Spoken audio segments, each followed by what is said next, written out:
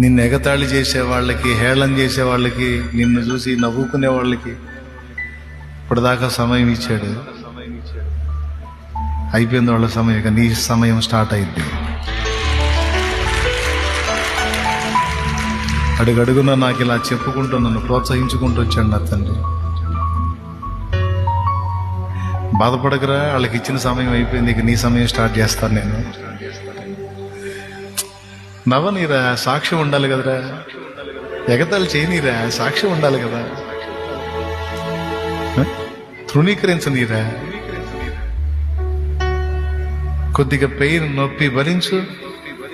రేపు ఆనంద బాష్పాలతో నువ్వు సాక్ష్యం ఇవ్వాలి కదా.